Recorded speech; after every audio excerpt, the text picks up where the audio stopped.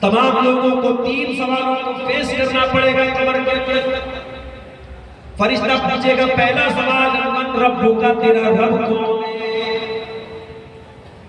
ہمیں تو لگتا ہے صاحب بڑا سمپل سوال ہے، پھٹ سے جواب دے دیں گے ہمارا رب اللہ ہے۔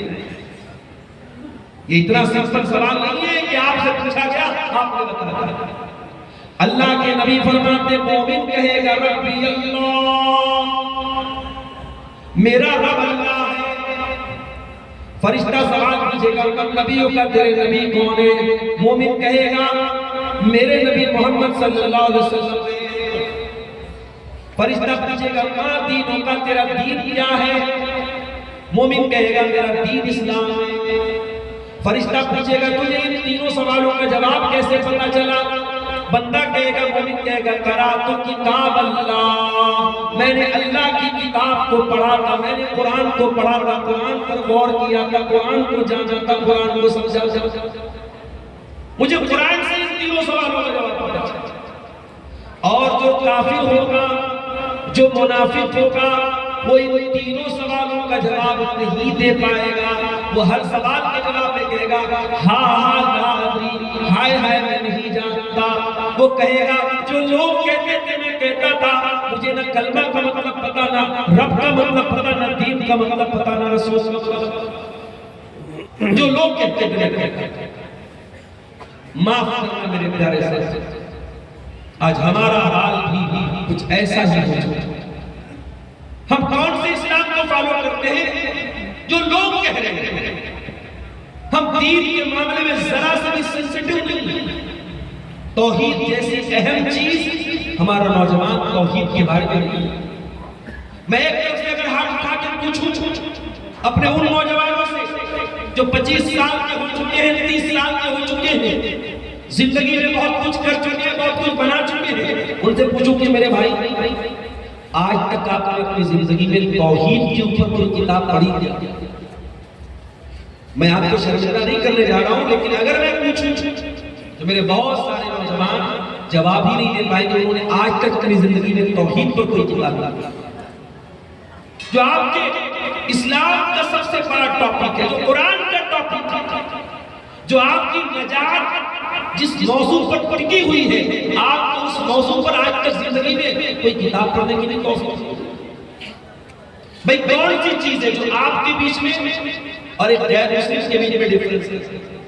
کیا وہ اوپر والے مانتا ہے؟ بنارس سے پٹنہ آنے میں میری حالت خراب ہو گئی، ٹرین میں رش اتنا تھا، اے سی میں ٹکٹ تھا، میں ٹرین میں چڑھ نہیں پایا۔ صاحب گنگا ندی میں ڈبکی لگا کہ ہمارے غیر مسلم بھائی آ رہے ہیں، پوری ٹرینیں بھری ہوئی۔ آپ کا کیا خیال ہے؟ وہ صرف گھومنے پھرنے جا رہے ہیں؟ ان کا عقیدہ تو یہ کہ صاحب وہ اوپر والے کو خوش کرنے جا رہے ہیں، اپنے بھگوان کو، اپنے رب کو راضی کرنے جا رہے ہیں۔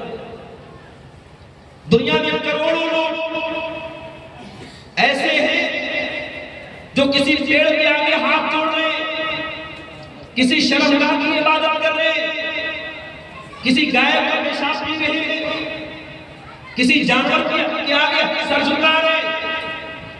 ان سب کے یہاں رب کا تصور ہے، ان سب کے یہاں گاڈ کا تصور ہے، ان سب کے یہاں بھگوان کا تصور ہے۔ تو پھر آپ میں ان کے درمیان فرق کیا ہے؟ ڈیفرنس کیا ہے؟ انتر کیا ہے؟ آپ میں اور ان میں فرق یہ ہے کہ آپ اللہ کو ویسے مانتے ہیں جیسے اللہ نے ماننے کو کہا۔ اللہ کو نہیں مانتے؟ کیا عیسائی اللہ کو مانتے؟ عیسائی اللہ کو مانتے؟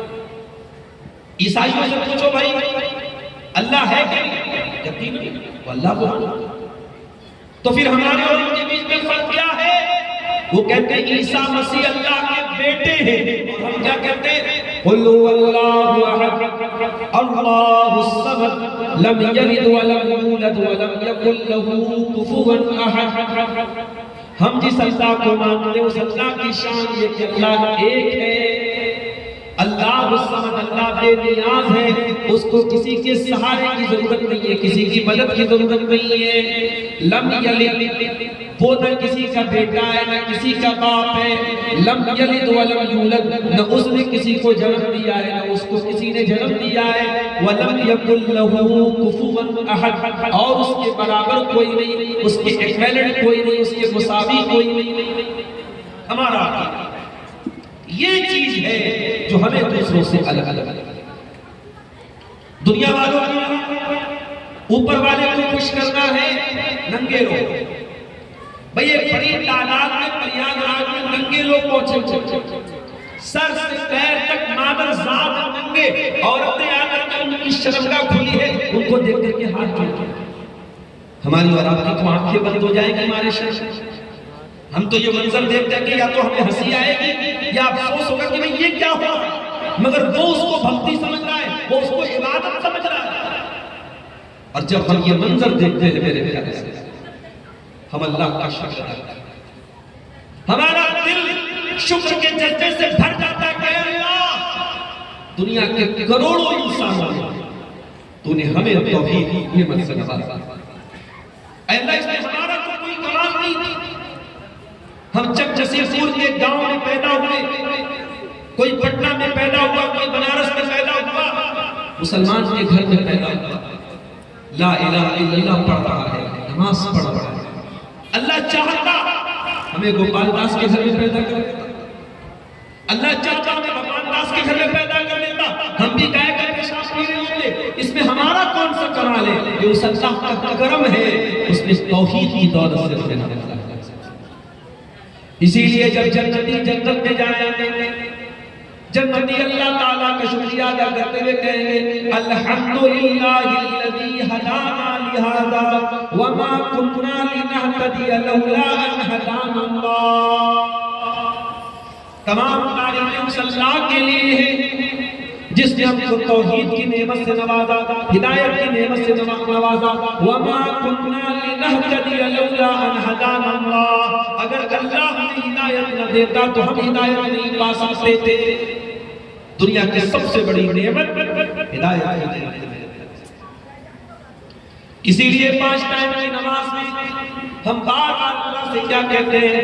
اہدنا الصراط المستقیم، اے اللہ تو صراط مستقیم پر ہم کو چلا، صراط الذین انعمت علیہم، اے اللہ تو ان کے راستے پر چلا جن پر تیرا انعام ہوا، تو نبیوں کے راستے پر چلا، تو صدیقین کے راستے پر چلا، تو شہداء کے راستے پر چلا، تو صالحین کے راستے پر چلا، غیر المغضوب علیہم ولا الضالین، اے اللہ ان کے راستے پر نہ چلا جن کے اوپر تیرا غضب نازل ہوا، ان کے راستے پر نہ چلا جو بھٹک گئے، جو گناہ ہوئے۔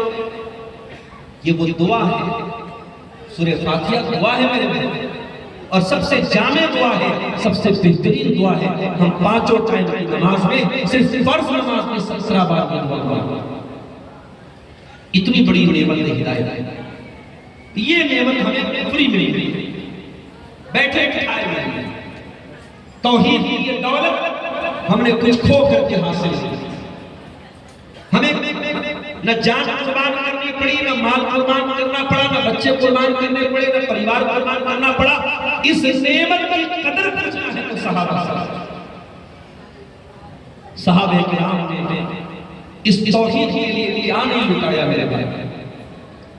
آج اللہ جب اخباروں میں ہم اس طریقے کی خبریں پڑھتے ہیں کہ ہماری کوئی مسلمان بہن نصرت جہاں سے عائشہ بن گئی، عائشہ سے سمرتی بن گئی، فاطمہ سے پوجا بن گئی، جب اس طریقے کی خبریں ہم میڈیا پر پڑھتے اور سنتے ہیں، واللہ کلیجے کو تکلیف پہنچتی، دل کو درد ہوتا ہے کہ آج یہ قوم کہاں پہنچ گئی میرے ساتھ، کہ توحید کی یہ دولت اور توحید کی یہ نعمت اتنی حقیر ہے، اتنی معمولی ہے کہ کسی کے پیار اور محبت کے جال میں پھنس کر کے ہماری کوئی بہن بڑی آسانی سے اس دولت کا سودا کر۔ آج ہمارے بہت سارے نوجوان جو کالجوں میں پڑھ رہے، جو یونیورسٹیز میں پڑھ رہے، مسلمان گھر میں پیدا ہوئے، باپ دادا مسلمان، لیکن وہ لڑکا جب کالج میں پڑھنے لگا، یونیورسٹی میں پڑھنے لگا، تھوڑا ایجوکیٹڈ ہو گیا تو وہ اللہ پر سوال کرتا، اس کو اسلام کی بیسک باتوں اور اسلام کے فنڈامنٹلز پر اس کو شک ہونے لگتا ہے، وہ ایتھیزم کا شکار ہو جاتا ہے، وہ ملحد ہو جاتا ہے، وہ مرتد ہو جاتا ہے۔ یہ حالات کیوں آ رہے ہیں؟ حالات اس لیے پیدا ہو رہے ہیں کیونکہ بنیاد کمزور ہے۔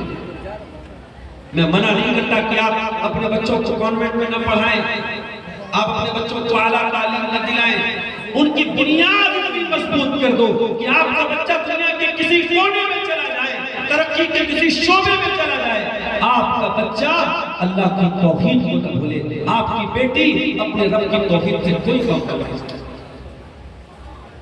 اور یاد رکھنا میرے ساتھ، آپ کے بیٹے بیٹیاں اگر دنیا میں اعلیٰ تعلیم حاصل کر بھی لیں، دنیا میں اعلیٰ مقام حاصل کر بھی لیں، اعلیٰ آفیسر بن جائیں، اونچی کرسیوں پر چلے جائیں، اگر توحید کو گنوا دیتے ہیں، ایمان کو گنوا دیتے ہیں، اگر شرک اور کفر کی قیمت پر ان کو یہ تمام چیزیں ملتی ہیں، معاف کرنا میرے پیارے ساتھیوں، ہماری قوم کو ایسی ترقی نہیں چاہیے، نہیں چاہیے ہماری قوم کو ایسی ترقی۔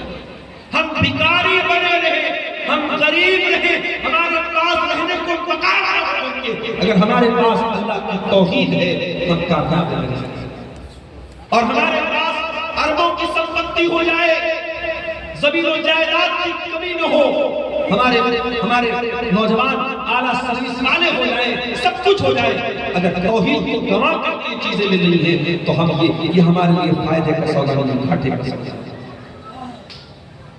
کل قیامت میں اللہ پوچھے گا، اے میرے بندے تم کیا لایا؟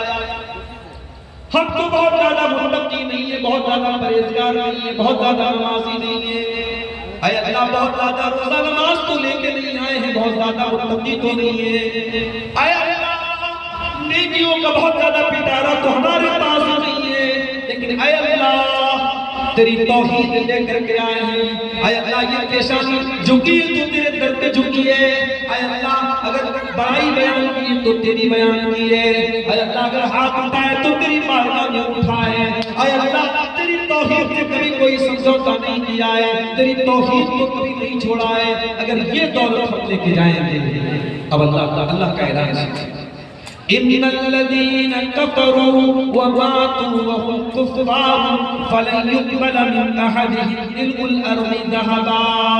اے میرے بندو، جو لوگ ایمان کے بغیر دنیا سے چلے گئے، کفر کی حالت میں مر گئے، اگر وہ زمین بھر کے سونا بھی لے کے آ جائے، ان کے پاس زمین بھر کے سونا بھی آ جائے، اور اللہ کے عذاب سے بچنے کے لیے، جہنم سے بچنے کے لیے اگر وہ زمین بھر کے سونا بھی دے دے، ان کا زمین بھر کے سونا بھی اللہ قبول نہیں کرے گا۔ اگر توحید نہیں ہے، اگر ایمان نہیں ہے تو زمین بھر کے سونا بھی لے کے آنے والا کامیاب نہیں ہے۔ اس لیے میرے نوجوانوں، توحید کی علم سے دو کتابیں ریکمینڈ کرتا ہوں، اور اگلی بار جب نصیر پڑھاؤں گا تو پوچھوں گا کہ کس لڑکے نے یہ کتابیں پڑھی ہیں، کس نوجوان نے کتابیں پڑھی۔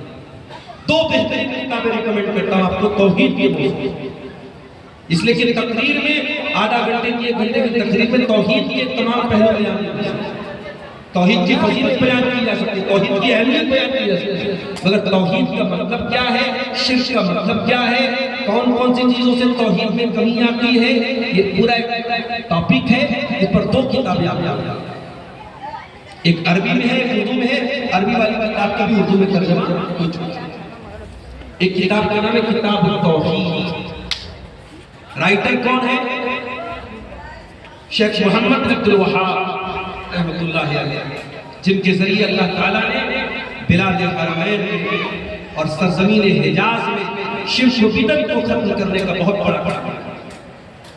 یہ کون شخصیت تھی محمد عبد الوہاب رحمۃ اللہ علیہ کی؟ ان کے بارے میں اگر پڑھنا ہے مولانا ابو الحسن علی میاں ندوی رحمۃ اللہ علیہ تاریخ دعوت و عظیمت، اس کی 5 جلدیں ہیں، اس میں سے ایک جلد پر انہوں نے قبل گفتگو کی، اس کو یہ مولانا رسول اللہ ندوی کی کتاب ہے، شیخ محمد عبد الوہاب ایک مظلوم مصلح کی کتاب، ان کی کتاب ہے کتاب التوحید، اور ہندوستان کی سرزمین پر توحید کے موضوع پر بڑی صاف ستھری اور لکھی ہوئی کتاب ہے۔ تقویت الایمان، جس کے رائٹر ہیں علامہ شاہ اسماعیل شہید رحمۃ اللہ علیہ. یہ 2 کتابیں آپ کو ضرور اپنے مطالبہ میں. میرے بھائیوں، توحید وہ چیز ہے کہ جب ایک باپ اپنے بیٹے کو نصیحت کرے تو سب سے پہلے توحید کی نصیحت. قرآن کریم میں اللہ تعالیٰ نے حضرت لقمان کا واقعہ بیان کیا. حضرت لقمان کون تھے؟ اللہ کے ایک نیک بندے تھے، وہ نبی نہیں تھے. یہ بات نوٹ کر لیجیے کہ لقمان نبی نہیں تھے، اللہ کے ایک نیک بندے تھے. ان کے نام پر قرآن میں ایک سورت موجود ہے. اور کیوں موجود ہے؟ کیونکہ لقمان کو اللہ تعالیٰ نے حکمت دی تھی، بہت حکمت والے تھے، بہت جینیس انسان تھے. اللہ تعالیٰ نے بہت جینیس بنایا. حضرت لقمان اپنے بچے کو نصیحت کر رہے ہیں، اور انہوں نے اپنے بچے کو جو نصیحت کی تھی وہ نصیحت اتنی قیمتی تھی کہ اللہ تعالیٰ نے قرآن اور نصیحتوں کو بیان کر دیا ہے. حضرت لقمان جب اپنے بچے کو نصیحت کرتے ہیں تو پہلی نصیحت کیا کرتے ہیں؟ وَإِذْ قَالَ لُقْمَانُ لِابْنِهِ وَهُوَ يَعِظُهُ يَا بُنَيَّ لَا تُشْرِكْ بِاللَّهِ إِنَّ الشِّرْكَ لَظُلْمٌ عَظِيمٌ. حضرت لقمان اپنے بچے کو پہلی نصیحت کرتے ہیں کہ اے میرے بچے، تو اللہ کے ساتھ کسی کو شریک نہ کرنا. اے میرے بچے، شرک دنیا کا سب سے بڑا ظلم ہے، شرک دنیا کا سب سے بڑا پاپ، شرک سے بڑا گناہ، دنیا کا سب سے بڑا گناہ شرک. اور یہ 2 گناہ ہیں